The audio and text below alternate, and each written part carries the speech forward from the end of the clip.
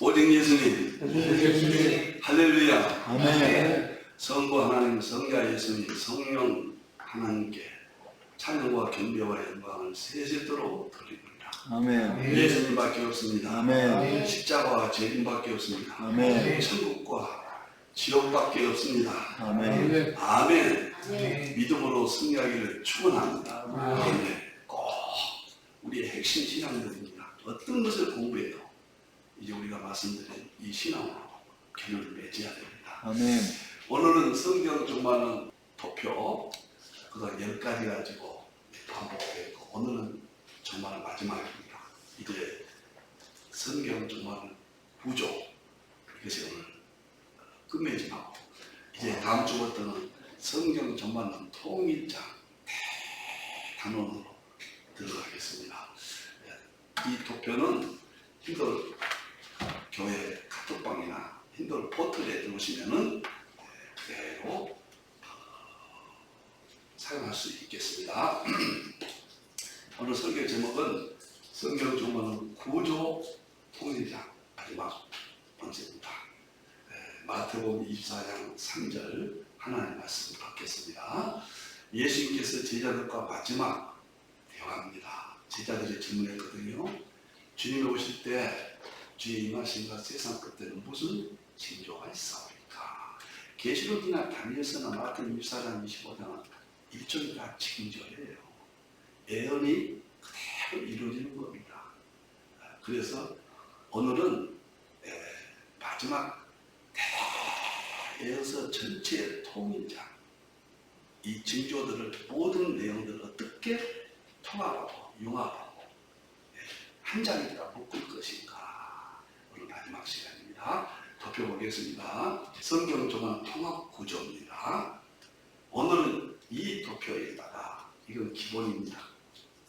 기본 영원 세계부터 영원 세계까지 그리고 십자가가 있고 십자가 전에 에덴 동산이 있고 구약 시대가 있습니다. 초림 후에 선교 시대가 있고 천년 대환란이 있고 예수님의 재림이 있고 천년왕국 있고 영원 천국 영원 지옥입니다. 이것은 제가 37년 동안 연구한 계시록이나 다니엘서나 모든 종말론 뿐만 아니라 모든 세계를 통합하는 대기본 프레임입니다. 지금까지 10장 구조를 공부하셨는데 이 프레임 속에 다 정보를 통합, 융합하겠습니다. 첫째 10가지 구조 우리가 공부했던 그것을 이 한 장에다가 통합하겠습니다. 통합해야 돼요. 그래야 열립니다. 두 번째는 신구약 안에 종말론 내용이 있어요. 이 밑에 내용인데 그 다음에 성경 전체를 이 틀 하나에다가 통합해야 됩니다. 그리고 세 번째는 성경 밖의 이 시대, 21세기 모든 문화 그러한 것들을 한 장에다 다 통합해야 됩니다. 이것은 연습을 위한 지면입니다. 이 프레임에다가 어떤 것이든지 이 프레임에 어디에 속한가 그렇게 보셔야 됩니다. 이것이 제가 지금까지 연구해왔고 조금 많은 책을 낼 수 있는 핵심입니다. 핵심. 이 세 가지를 어떻게 배울 수 있는가.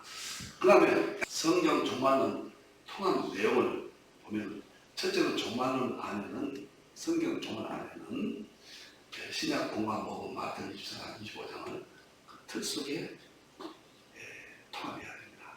두 번째 신약 서신서 고린도전서 15장 사도전 4장, 사도전 5장, 사도 2장, 베드로전서 3장 이 내용이 틀 속에 통합돼야 됩니다. 그 다음에 계시록 전장, 다니엘서 전장, 구약 예언서 이사야 65장, 에스겔 37, 39장, 스가랴 14장 이것이 성경 안에 있는 종말론 모두입니다. 이것을 그 프레임 속에 있다가 그 한 장에다가 통합할 수 있어야 됩니다. 그러면 뭐 계시록 종말론이 다 해결되죠. 제가 여러 번 말씀드렸습니다만 처음에 시작할 때 계시록을 어떤 일반적인 이론, 검증되지 않는 이론들을 가지고 자기 것을 삼으면 기본이 없다고 말해요. 어디가 맞는지 틀린지 모른다고 말해요. 그래서 객관적으로 성경 종말론의 학자들의 견해, 원어, 성경 이 모든 것을 통합해서 하나의 프레임을 이해를 해야 됩니다. 그리고 나서 성경 본문 강의로 들어가셔야 돼요. 그래야만 어디가 틀렸는지 어디가 맞았는지 질서가 잡히고 내용이 이해하고 광범위한 대충관론의 지식을 얻게 됩니다. 그래서 제가 프레임을 말씀을 드렸고 이것이 한 장 속에 들어가야 돼요. 그리고 두 번째는 성경 전체. 왜 성경 전체를 창세기도 종말론 틀 속에 넣어야 됩니다. 왜 그러냐? 첫째는 종말론을 틀 속에 넣고 두 번째는 모든 성경이에요. 왜 그러냐? 구약은 그림자고 신약은 실체인데 실체라는 건 초림만 말하는 게 아니에요. 초림 재림이에요. 예수님이에요. 그래서 계시록도 구약의 전체가 계시록으로 설명이 되는 거예요. 그 다음에 계시록 404절 중에 278절이 구약으로 설명하고 있거든요. 그러니까 계시록도 가지고 구약을 설명할 수 있는 거예요. 정당한 겁니다. 그래서 이 계시록 틀 속에다가 구약의 모든 성경을 설명하는 거예요. 그 다음에 고린도서 3장 12절 구약으로 예수님 수건을 벗기는데 초림만이 아니란 말이에요. 재림까지 같이 벗길 수 있는 거예요. 이 이론입니다. 그리고 예수님이 친히 말씀했어요. 요한복음 5장 30절에 모든 성경은 나에 대해서 기록했다. 그럼 나라고 하는 것은 초림만이 아니에요. 재림까지입니다. 그리고 구약의 율법과 신약의 초림과 재림은 모두 하나예요. 하나이기 때문에 구약의 율법으로 초림을 보고 재림을 보고 신약의 초림으로 율법을 보고 재림을 보고 계시록 재림으로 초림을 보고 재림을 보는 이것이 마지막 때 대통일장 다니엘서 2장에 나오는 철과 진리가 합쳐지면 재림하신다. 모든 재림으로 통일이 되고 융합이 되고 통합이 될 때 성경이 다 열립니다. 그리고 예수님 재림하신다. 세 번째는요. 성경 밖에 일어나는 모든 세계가 조금 전에 그 도표 한 장으로 다 구조 속에 통합시켜야 돼요. 그래야 이 세상 만물이 마지막 때 계시록으로 대통일장을 이룹니다. 엄청난 대작업입니다. 이 도표 하나가 이 전체를 다 넣을 수 있어야 됩니다. 그럴 때 계시록이나 다니엘서나 사회학파가 통합이 되고 서로의 부족한 것들을 이해하게 되고 서로의 장점들을 격려해 줄 수 있고 교회가 재림신앙으로 회복되고 강단의 죄정들이 회복되고 이 시대의 대화난을 이기고 재림을 준비할 수 있다. 믿음이 회복된다. 저는 37년 동안 계시를 연구하면서 이것이 제 가장 핵심 목표였다. 이제 제가 부족하지만 시간이 없지만은 벌써 9분이 됐는데 20분 동안에 제가 실질적으로 자세히는 못하지만 제가 현재 모습을 보여드리겠습니다. 그러면 여러분들 주말이 무슨 말인가 이해가 되실 거예요. 이제부터 지금 말씀드린 모든 것들을 칠판에서 제가 한번 시범을 보이겠습니다. 성경 종말론 통합구조 제가 그려보겠습니다. 성경 종말론 통합구조 저는 칠판에다 했을 때 제일 두려워요.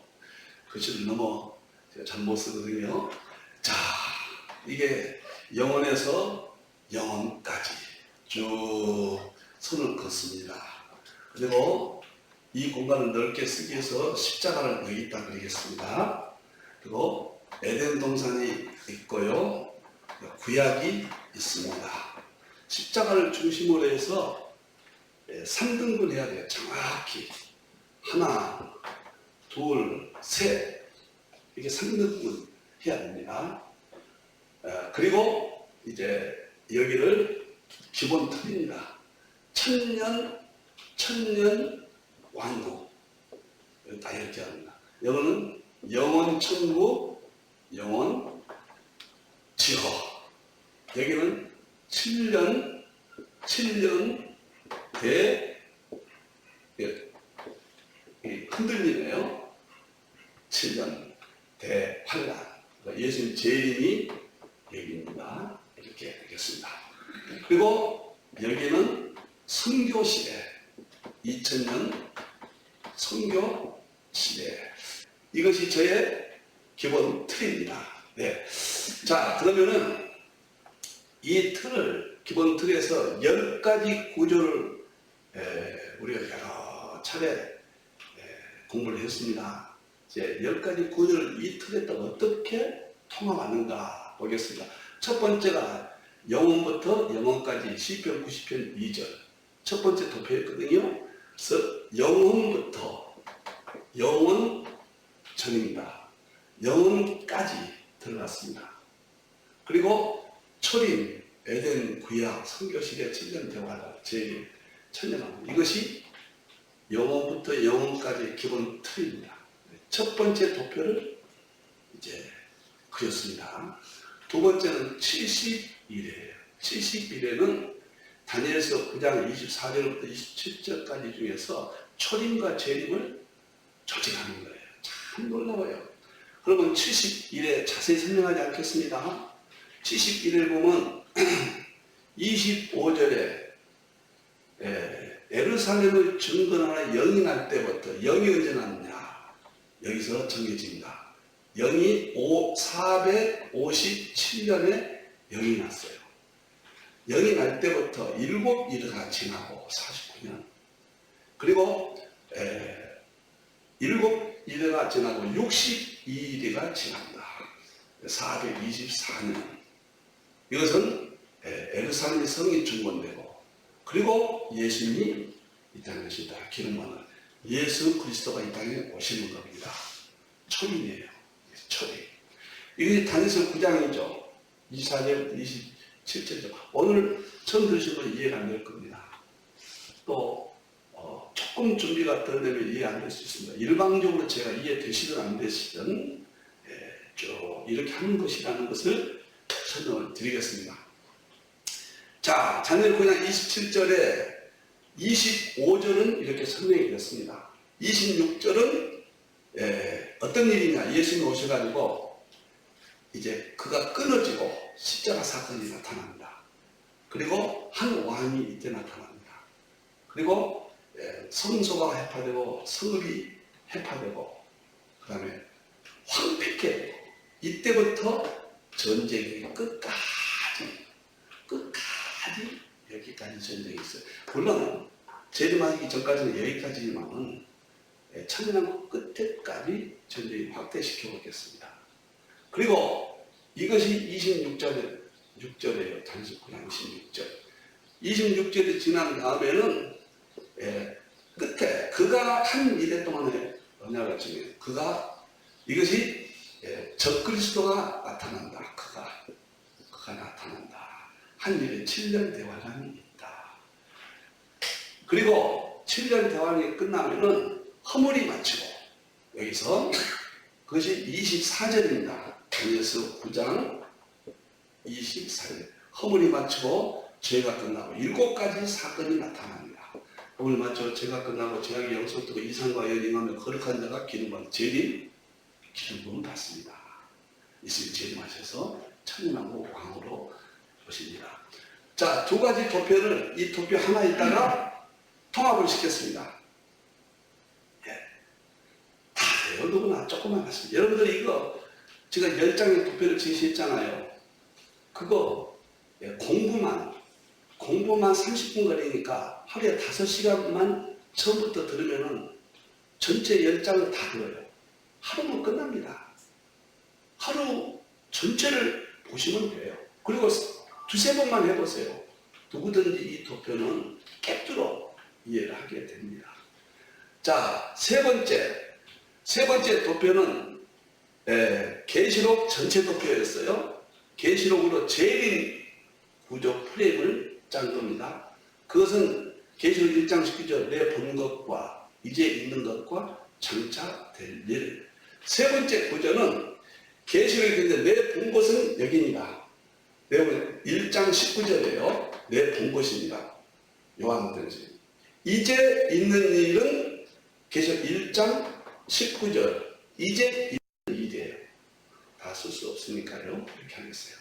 장차 될 일은 1장 19절 1, 그 다음에 장차 1장 19절 2, 천년하고 친단이 되어간다.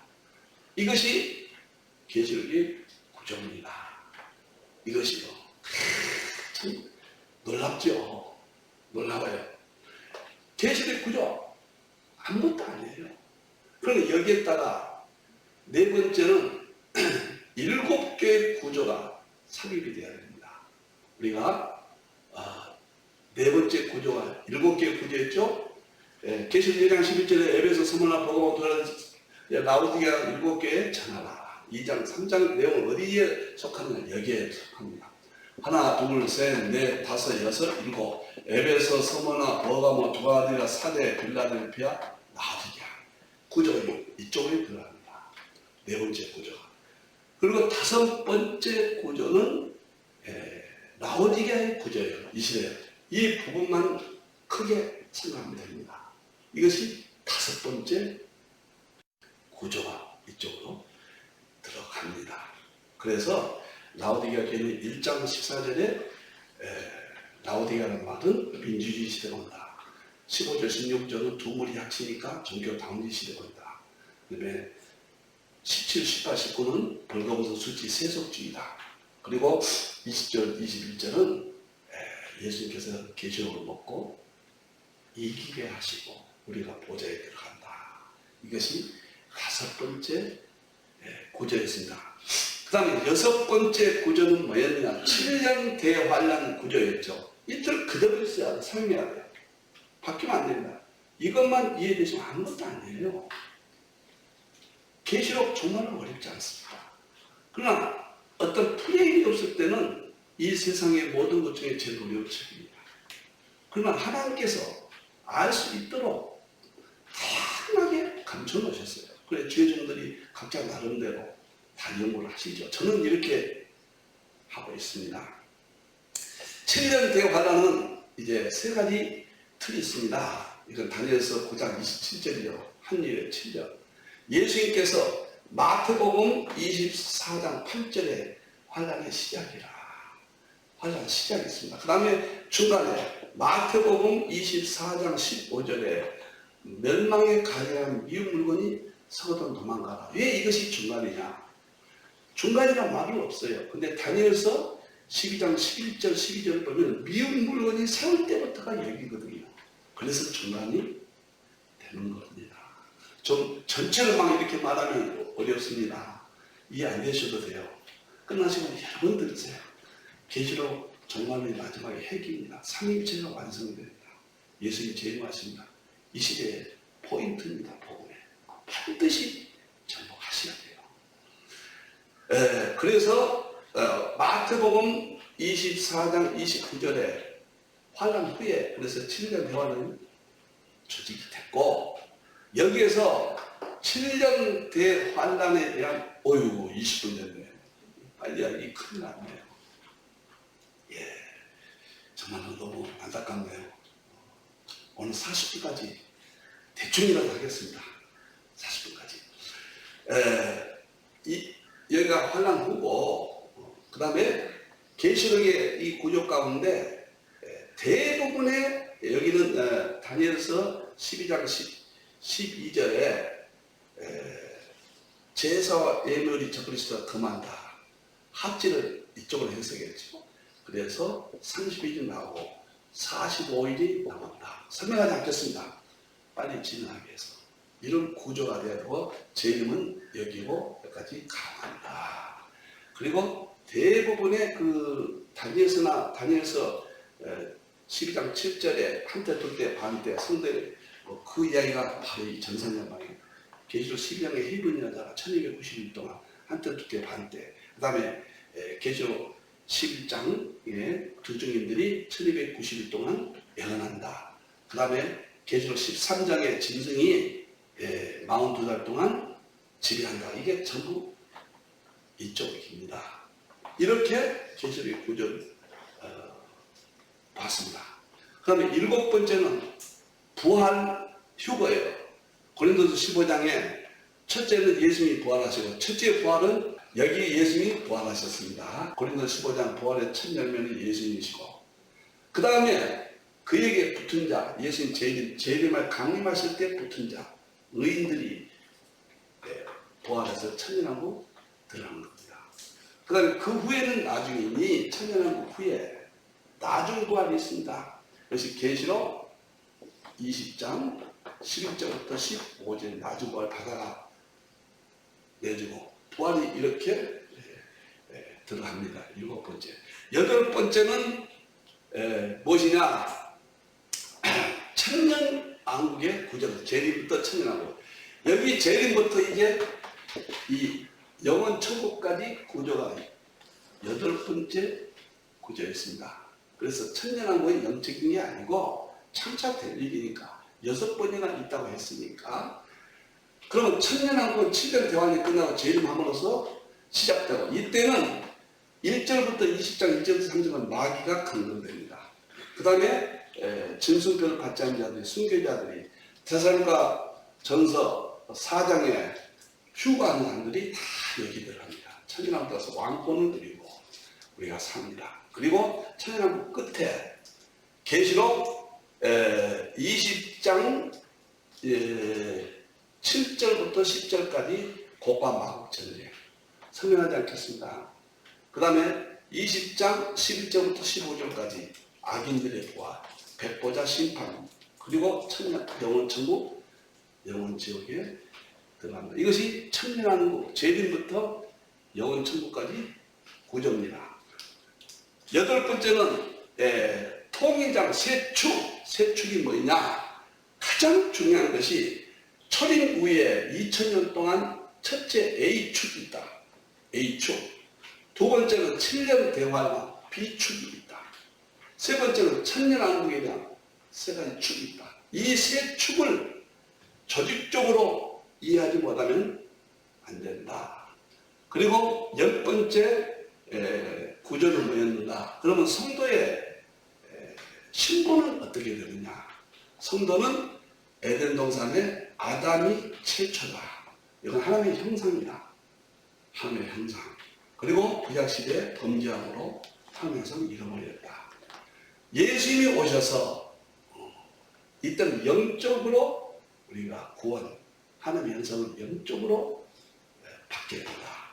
예수님이 7년 대환하는 때까지, 예수님 재림하시면은 이때부터 영육이 우리가 하나님의 형상을 회복돼서 왕권을 누린다.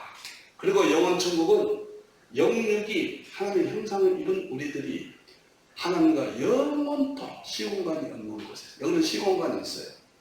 시공간이 초월세계 영원토록 살게 됩니다. 이것이 10번째 조직이었습니다. 자, 10가지 도표 하나를 여기에다 다 넣었습니다. 이것이 제 머릿속에 37년 동안 저를 인도한 프레임이에요. 그러니까 누가 뭐라 해도 성경적으로 맞지 않냐면 원어적으로, 신학적으로, 성경적으로 이 문제들을 서로 토의해서 해결되지 않으면 저는 따르지 않습니다. 저는 이 문제를 이렇게 보기 때문에 10가지를 통합했습니다. 그럼 여기다가 성경을 종말론을 어떻게 통합하느냐? 약 15분 남았는데 빠르게 설명을 드리겠습니다. 먼저 우리가 마태복음 24장 25장입니다. 그러면 마태복음 24장 25장은 여기서 중요한 것이 라오디게아 교회입니다. 그 다음에 대환란이에요. 마태복음 24장은 여가 마태복음 24장이 이루어진 징조장입니다. 그리고 마태복음 25장은 여천여 비유와 그 다음에 다난트 비유와 양과역수 비유는 재림 때입니다. 마태복음 25장이죠. 그 다음에 서신서 고린도전서 15장은 부활장인데 부활이 언제냐? 예수님이 신약 서신 여기고, 고린도전서 15장 예수님의 부활, 성도들의 부활, 악인의 부활, 그 다음에 영광스러운 부활에 머무는 것은 여기입니다. 이 도표 안에서 다 설명을 해야 됩니다. 그 다음에 데살로니가전서 4장은 휴거장입니다. 휴거를 언제 하느냐? 7년 대환란 끝에 우리가 휴거하고 공중에서 우리가 만난다. 그리고 천년하고 들어간다. 데살로니가 전서 5장은 때와 시기에 관한 알 바가 없다. 때와 시기에 관해서 아무리 7년 대화는 제일 전까지는 우리가 알 수 없다. 바른 신앙은 가져라. 깨어있어라. 그것이 그 다음에 살구 2장은 궤도장입니다. 적그리스도가 나타나. 적그리스도가 언제 나타나냐? 7년 대환란 이때 그가 나타납니다. 그리고 7년 대환란이 적그리스도이란다. 이것이 살구 2장 성경에 앉아 저희가 하나님이라고 한다. 그러면 여기서 중요한 것이 나오니 대환란에 있을 이 모든 내용들은 라오디게아 교회는 먼저 다 나타난다는 거예요. 완성은 대환란 시작되면 완성돼요. 완성 직전 라오디게아 교회에 다 나타난다. 그래서 저는 계시록과 다니엘서의 재림만 빼놓고 라오디게아 이 시대가 21세기로 보기 때문에 다 나타났다. 이렇게 늘 설명을 드리는 것입니다. 그러면 서신서가 다 설명이 됐어요. 이 도표 한 장으로 다 통합했습니다. 그 다음에 계시록을 어떻게 통합할 수 있느냐? 계시록은 1장은 내 봉복과 이제 있는 일과 장차 될 일, 대충 이렇게 설명할 수 있어요. 2장, 3장은 선교시대, 에베소 서머나 어떤 선교 7단계로 설명할 수가 있습니다. 이 토피 안에 다 소화가 돼요. 4장은 천국이죠. 이때입니다. 요한이 4장, 몸은 밤모섬에 있어요. 밤모섬은 계시록 4장 얘기입니다. 밤모섬에 있고 이리로 올라오라. 하나님 보좌에 가서 이 전체 시대를 다 보여줬습니다. 그래서 열적으로 됐었다는 거예요. 보여주고 기록하라. 이것이 4장이고 하나님 보좌에서 봤더니 하나님 보좌에 있고 우리가 먼저 천국 간사는 12 하나님 보좌 주위에 있고 어린 양이 있고 이런 없는 성령이 있었더라. 천국을 다 보고 그때 4장 이하에 된 것들을 다 기록해 놨어요. 이게 4장이에요. 4장 5장입니다. 5장은 작은 책을 이때 어린 양이 작은 책을 내준다. 약속을 합니다. 그럼 작은 책은 언제 다 열리느냐? 7년 대환란 시작되면 다 열립니다. 2장 3장은 순차적으로 열리고 지금 라오디게아 교회까지 열렸는데 라오디게아 교회는 대환란을 담고 있기 때문에 거의 다 열리고 있다. 이것이 5장이에요. 6장은 흰말, 붉은말, 검은말, 청아색말은 대환란 시작 이때입니다. 흰말은 적그리스도 나타나고 붉은말은 전쟁이 나타나고 검은말은 기근이 나타나고 청아색은 사망이 나타나고 그 다음에 다섯째 인인 심판이 여기 나타나죠. 근데 왜 심판이 여기 나타나느냐? 그 나중에 또 하겠습니다. 그래서 6장이 바로 여기인데 이미 라오디게아 시대에 다 예비적으로 드러나겠다. 7장은 14만 4천이 인치인데 저는 14만 4천 명을 하나님의 종들이 이마에 인쳤다고 했으면 하나님 종으로 봅니다.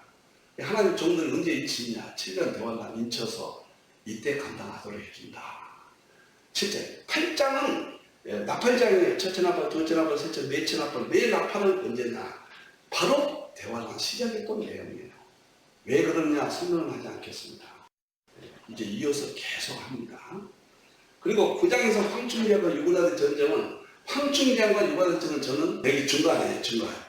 중간에 황충제와 유구라의 전쟁은 여기서부터 나지만 불구만은 여기서 전쟁이 있지만은 극한적인 마감은 대환란 중간에 있고 저희가 하나님이라고 부르고 그 극한적인 환란이 옵니다.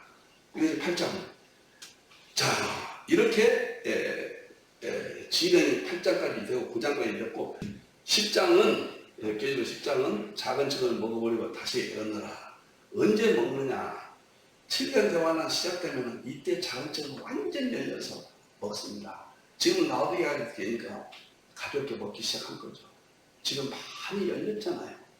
그래서 10장이 작은 책이고 12장은 두 증인들이 사역한다. 두 증인들은 하나님의 종들입니다. 전 세계 활동한 하나님의 종들이 7년 대환란 시작되면은 하나님의 인침, 성령의 강력한 인침 받고 11장에 전 세계 복음을 전합니다.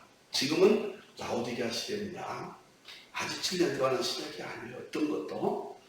그 다음에 12장은 헤이븐 여자가 1260일 동안 도망가죠. 12장은 헤이븐 여자는 이때입니다. 하나님의 교회들이 이때 작은 젖을 먹고 다 회복돼서 양의 무리들입니다. 깨어있는 기름을 준비한 처녀들입니다. 달란트에 충실한 교회들이 성도들이 1200 이때는 이제는 코로나 시대가 바로 이때를 이야기하는 거예요. 비대면이죠. 원격 시대죠. 뉴 노멀 새로운 시대죠. 바로 이때는 현장 예배가 예수님께서 그랬잖아요. 창세 예배로 이루는 하나님이다. 그날을 감하지 않은 구원받은 주체가 있다. 감에서도 고난. 이때 질서 있게 차 타고 가서 주차하고 내 교회에서 예배 11시에 드리고 12시에 나오고 그런 질서는 깨집니다. 끝까지 현장 예배를 우리는 추구해야 돼요. 허락하시는 데까지 목숨 걸고 교회 나가야 돼요. 그러나 코로나로 인해서 나갈 수 없도록 했잖아요. 대환란 때는 그런 상황들이 옵니다. 그래서 지금 우리를 다 훈련시키고 있다. 그래서 10장, 11장, 12장까지 이 안에서 설명합니다. 13장은 짐승장입니다. 짐승이 바다에서 나타나죠. 공 같고 표범 같고 사자 같고 이 짐승은 적그리스도입니다. 적그리스도 이때 나타나서 아주 교회를 핍박하고 하나님을 해방한다. 13장 이때 짐승표, 육륜표를 받게 해서 전 세계에 통치합니다. 경제력을 통치하고 군사력을 통치하고 정치적으로 통치하는 적그리스도 세상이 옵니다. 이제 한때 두때 반때를 통치한다고 13장에 나오잖아요. 전상년발에서 통치하고 나머지 70일 동안에 배도해서 끝냅니다. 14장 15장인데 14장은 곡식 추수와 포도송이 추수입니다. 곡식 추수는 7년 동안은 끝입니다. 헤이븐 여자 참교회는 천국 간다는 그것이고 천연하고 포도송이는 음료 심판입니다. 그래서 타락한 교회들은 교회 이야기입니다. 이때 1000년 동안 가다버립니다. 무정이 요한복음에 가다서 1000년 후에 악인의 부활 때 부활해서 영원한 지옥으로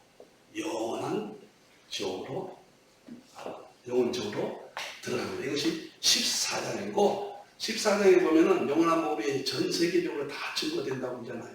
그리고 나서 곡식 추수, 포도수인 추수가 있다. 15장은 유리바닷가에 이제 무리들이 있죠. 이것은 언제냐? 저는 7년 전 중간으로 봅니다. 이때 1260일 동안 헤이븐 여자가 도망갔죠. 양육받죠. 그 상태를 승리하고 있는 모습을 보여줍니다. 그래서 30일 적그리스도의 하나님 됨을 저항하고 45일 끝까지 견디는 자가 구원을 얻으리라. 그 말은 이 계시록 15장으로 연결합니다. 그리고 휴거한다고 봅니다. 16장은 대접입니다. 심판이니까 재림 때 대접, 첫째 대접, 둘째 대접, 셋째 대접, 다섯 다 재림이에요. 그 다음에 17장은 음녀입니다.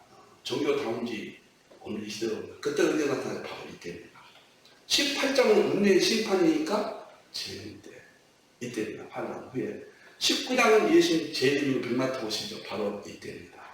20장은 천년왕국이니까 우리가 천년왕국 20장, 21절에 들어 22장은 결론이다. 그래서 계시록 한 권이 다 들어가 소화가 돼. 이 토표 한 장입니다. 저는 대통령이에요. 철과 진액이 통합이 안 된다? 융합을 해야 돼요. 융합은 어떻게 되느냐? 원어적으로, 성경적으로, 신학적으로 폭넓게 공부를 하셔야 됩니다. 그리고 좋은 목사님들이 많이 계시니까 그분들의 견해를 선별해서 여러분들이 설득하시면 됩니다. 지금은 계시록 하면 안 됩니다. 교회 회복 안 됩니다. 믿음이 회복이 안 됩니다. 예수님 재림된 계시록의 핵입니다. 계시록은 삼일체를 완성시키고 계시록은 모든 신앙을 완성시키고 계시록은 모든 시대를 다 통합시키고 전 성경을 통합시킵니다. 그래서 포인트가 재림입니다. 자, 계시록 다 했고요. 그 다음에 다니엘서를 그러면 어떻게 볼 것이냐. 다니엘서는 두 가지로 보셔야 돼요. 하나는 예표가 있고 하나는 예언이 있어요. 예언은 직접적인 것이고 예표는 상징적으로 보는 거예요. 내용은 똑같지만 예표는 직접적이니까 자극적이죠. 예표는 상징적이니까 폭은 넓지만 조금 희미하죠. 그래서 다니엘서는 보면은 예표가 있고 예언이 있다. 예표는 1장이에요. 2장은 금신상은 예언이에요. 3장은 예표예요. 4장은 이것도 예표입니다. 벨사살 죽음 5장 예표입니다. 6장도 예표예요. 7장은 내 짐승은 예언이에요. 8장은 예표예요. 하나, 둘, 셋, 넷, 다섯, 여섯이 예표입니다. 그 다음에 9장은 70일은 예언이에요. 그 다음에 10장, 11장이 12장. 근데 하나, 둘, 셋, 넷, 다섯에서 이건 다 예언입니다.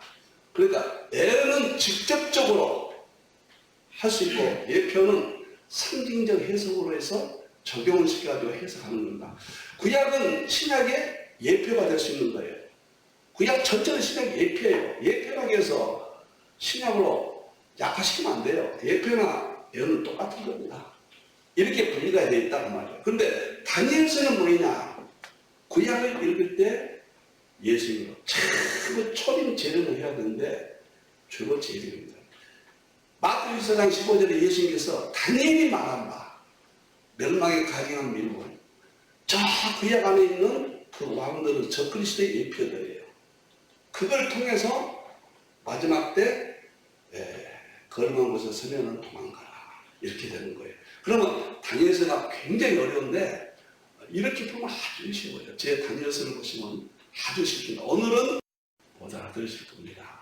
그래도 한 번은 할 수 있다는 것을 제가 보여드립니다. 조금이라도 제가 잘하고 싶은 생각은 없습니다. 제 나이에 이제 무엇이 제가 이 땅에 남기고 가겠습니까? 제게 주는 조그만 지혜를 한국교회, 세계교회에 남기기를 원합니다. 자, 저는 저의 재산 대부분 흰돌리가 다 드렸습니다. 제 일생을 흰돌리에서 살아왔습니다. 저는 평생 동안 용사세요. 저는 사례를 받지 않고 모든 제가 생활을 해도 제가 받지 않고 무료로 지금까지 30몇 년 동안 해왔습니다. 단지 하나 제가 제점을 깨달았기 때문에 이것을 남겨야 된다는 제 사명감에 의해서 제가 이렇게 최선을 다하고 있습니다. 행여라도 제가 자랑을 한다거나 행여라도 제가 어떤 물질과 관련돼서 유익을 취한다거나 그것이 아님을 여러분들이 믿어주시면 정말 고맙겠습니다. 위로가 되겠습니다. 자, 다니엘서는 예표로 보면 1장에 느고난 성이 나타난 것은 7년 대환란의 예표입니다. 2장 금신상은 마지막 때 7년 역사부터 쭉 와서 7년 재림 때까지 적그리스도 나타날 때까지 예언입니다. 3장, 4장, 5장 시간이 없으니까 37분이 됐네요. 그 다음에 전부 이건 예표들이 이 안에서 다뤄집니다. 종말론입니다. 다니엘은 종말론. 계시록과 다니엘서 마태 24장, 25장을 종말론 재림으로 해석하지 않으면 안 됩니다. 다니엘서 12장 1절에 그랬죠. 전체를 가리켜서 전체를 가리켜서 이때는 가브리엘 천사 재림하시다 딱 나오잖아요. 다니엘 전체는 재림이에요. 역사적인 사건이지만 역사입니다. 이것은 역사를 통해서 예언과 예표를 했는데 이 안에서 다 이루어집니다. 특히 다니엘서 2장 금신상은 마지막 때 열발가락이 바로 7년 대환란 시작될 때입니다. 그리고 다니엘서 9장 70일에는 한 예배가 시작되는 것이 바로 이 지점을 말해줍니다. 다니엘서 7장 내 짐승은 7년 대환란 때 전쟁을 일으킨 사자 같고 곰 같고 표범 같고 철 이빨 같고 작은 뿔이 나온다. 사자는 이것은 저는 러시아로 해석하고 고문 중국으로 해석하고 표범은 중동으로 해석하고 천리파는 서방 세력으로 작업보는 적그리스도로 해석합니다. 물론 이것도 설명이 많이 필요하지만은 라오디아 시대에 지금 다 나타났잖아요. 그래서 대화를 할 때 진행된 전쟁의 주역 정치 군사가 이 안에 다 있습니다. 그 다음에 10장, 11장, 12장은 마지막 전쟁이에요. 이때 7년 대환란 때 전쟁이 시작돼서 마지막 어떻게 되는가. 11장 4절에 저 그리스도 세력들이 이스라엘에 이제 들어오잖아요. 여기서 중동 전쟁이 일어나는 자세한 내용이 이 안에 기록됐습니다. 그래서 다니엘서는 저 표 안에서 해결됩니다. 여러분들께서 제가 37년을 연구하면서 제 지혜가 부족해서 완전하지는 않습니다. 그러나 어떻게 이쪽 저쪽을 다 통합을 해도 충돌은 없습니다. 그래서 저는 확신을 하고 있습니다. 종말론은 종말론으로 풀어야지 영위한다거나 과거 역사로 한다거나 또 종말론 21세기 이 시대로 풀어야지 아직도 먼 미래로 막연한 상태에 있다거나 이것은 제가 연구한 바로는 정답이 아닙니다. 이렇게 생각을 합니다. 그럼 구약 예언서는 이사야서는 새하늘과 새 땅이 나와요. 65장에. 그것은 죄인 천년왕국을 말하는 것입니다. 그 다음에 에스겔서 37, 38, 39장 37은 마른 뼈들이 일어나는 것은 이스라엘의 독립을 말하고 이때부터 7년 대환란 때 라오디게아 시대에 이미 독립을 하고 있잖아요. 그 다음에 로스 전쟁 38, 39장은 7년 동안의 전쟁 상태를 말하고 스가랴 14장은 재림 때 마지막 전쟁입니다. 그래서 7년 동안 때 전쟁에서 예수님 재림합니다. 스가랴 14장 이렇게 해서 구약의 예언서들이 다 해결됩니다. 그러면은 계시로 해결됐죠. 다니엘서 해결됐죠. 구약의 예언서 해결됐죠. 서신서들이 다 해결됐죠. 이 도표 한 장에서 다 설명이 가능합니다. 철과 진액이 융합이 됐습니다. 그것을 마지막 때 한국교회에 주신 사명, 한국교회 주인님들이 다 이렇게 함으로 세계 선교를 주도한다. 저는 이렇게 봅니다. 그 다음에 구약 성경 전체 이것은 종말론만 통합했는데 창세기부터 전 성경을 저는 초림으로도 보고 첫째는 문자적으로 보고 두 번째는 초림으로 봅니다. 세 번째는 재림으로도 봅니다. 왜? 구약은 읽을 때 예수님으로 수고를 벗기니까 예수님은 초림과 재림이라는 말이에요. 그렇기 때문에 구약에 278절이 구약을 가지고 계시록을 설명하고 있어요. 그러면 계시록 가지고 구약을 또 설명할 수 있다. 같은 논리에 모든 성경은 예수님 한 번으로 초림 재림으로 한다. 그래서 저는 성경 전체를 종말론적으로 또 초림으로 재림을 합니다. 제가 에스더서 주석을 썼는데 그래서 에스더서는 하나님 예수 이야기가 한마디도 안 나옵니다. 믿음 이야기. 그래서 창세기 창조부터 십자가 재림으로 주석을 써놨습니다. 에스더서. 그걸 참고하시면 좋습니다. 그 다음에 룻기서는 재림으로 제가 전부 풀어서 주석을 썼습니다.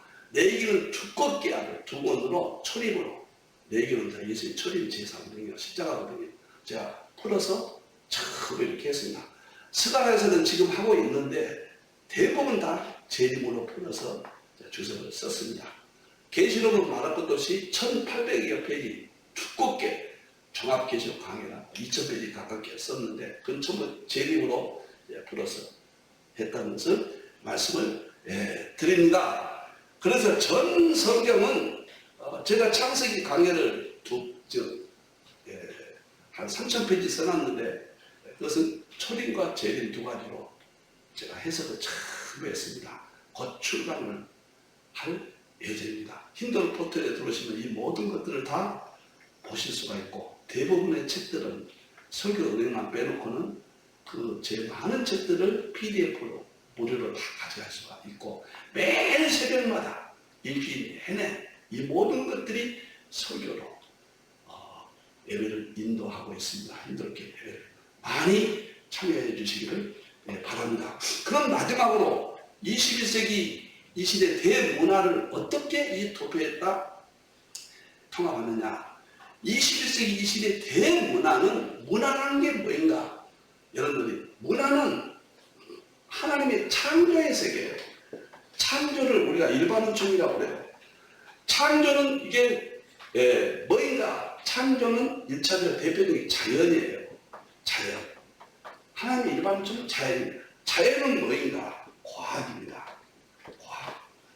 과학은 대표적인 게 뭐인가? 이게 물리학이에요. 물리학. 그러면 물리학, 과학이 무엇을 낳는가? 하나님께서 창조하시고 창조는 자연을 낳고 자연은 물리학, 과학이 대표적으로 낳고 물리학, 과학은 모든 학문을 낳습니다. 모든 학문은 물리, 과학을 통해서 발전합니다. 그럼 모든 학문은 무엇을 낳느냐? 그 시대에 문명을 낳습니다. 문명을 낳아요. 4차 산업혁명은 문명이거든요. 코로나도 문명이거든요. 그 다음에 이 문명은 무엇을 낳느냐? 문화를 낳아요. 문화는 이건 뭐냐? 우리들의 삶이에요. 모든 삶입니다. 문화는. 그럼 이 문화가, 문명이 바로 이 하나, 둘, 셋, 넷, 다섯, 여섯, 7단계죠. 이 끝에 부분이 그 시대 성경을 해석을 합니다. 그 시대 계시는 완성됐지만 점진적으로 이해되거든요. 점진적으로 이해된다. 하지나 계열교수 보수가 말한 대로 점진적으로 이해된다는 것은 그 시대마다 이 원리 속에서 문화가 형성됩니다. 문자적으로 성경을 볼 때가 있고 이제는 상징적으로 또 보게 되잖아요. 이렇게 발전한다고 말이에요. 계시록이 캄캄했다가 이제는 다 열리잖아요. 그 시대 문화를 통해서 열린다. 그럼 21세기 문화는 무엇이냐? 이제는 예수의 재림이 있기 때문에 대화는 직접 라오디게아 시대거든요. 지금은 라오디게아 시대에 지금 모든 세상에 되어진 일들이 바로 이 시대의 문화예요. 그래서 그 문화는 무엇으로 아느냐? 대표적인 신문입니다. 그 다음에 학문이에요. 신문은 날마다 그 문화들을 하나님께서 일반론적으로 우리에게 알려줍니다. 저는 그래서 37년 동안 신문 3개를 아침 새벽마다 봅니다. 거의 안 본 적이 없습니다. 새벽에 죄송합니다. 제가 12시, 1시부터 깨어서 제 신앙생활 하고 그 다음에 책을 씁니다. 6시에 제가 새벽 예배를 드리고요. 그 다음에 7시부터 신문 3개를 봄으로써 신문 3개를 통해서 이 시대의 문화를 제가 이해하고 이 모든 신문의 사건들은 예를 들어서 모든 통합시대가 왔다. 그러면 뭔 말이냐? 이때는 통합시대라는 이야기예요. 그럼 게임들이 나타난다고 그랬잖아요. 그러면 라오디게아에는 통합시대에 대한 예비적인 사건이 다 나타나는 거예요. 그 다음에 4차 산업혁명이 나타났다. 4차 산업혁명은 이 시대 7년 더 왔을 때 된 문명이에요. 그럼 이 시대는 거의 지금 드러나고 있다고 말해요. 코로나19로 전염병이 4차 산업혁명은 지식이 더하리라고 하거든요. 마지막 때. 지식이 더하는 거예요. 코로나는 누가복음 21장 11절에 전염병이 있겠다. 전염병이 나타날 거예요. 라오디게아 시대. 문화예요. 문화. 이 시대 보는 사건들이에요. 이런 식으로 해서 이 세상 모든 것들을 일반적인 세계로 이 틀 한 장에다가 다 통합할 수 있다. 이상 오늘은 제가 조금 부족하지만 제가 절대 완전한 사람은 아닙니다. 저는 항상 그런 자세를 갖습니다. 더 좋은 성경적인 해석이 있다면 언제든지 제가 즉시 따르겠습니다. 지금까지는 이렇게 이해했고 37년 동안 제 연구의 세계를 오늘 이제 구조표는 정말 마칩니다. 다음 주부터는 성경 조만한 대통일장 엄청난 세계로 이제 이 구조를 가지고 들어갑니다. 기도하겠습니다. 하나님 아버지 참으로 감사합니다. 힌들 선교센터를 세우시고 힌들 교회를 세우셔서 오늘 성경 종말론 구조 대통일장을 하나님께서 열어주셨습니다. 우리 함께 지혜를 받게 해주시고 21세기 민주주의, 종교다원주의, 세속주의와 싸워 승리하게 하시고 교회를 지키고 우리의 믿음을 지키고 주님의 재림을 맞이하며 삼일째 통합 진리 안에 승리하게 주시옵소서. 다시 오실 예수님의 이름으로 기도하옵나이다.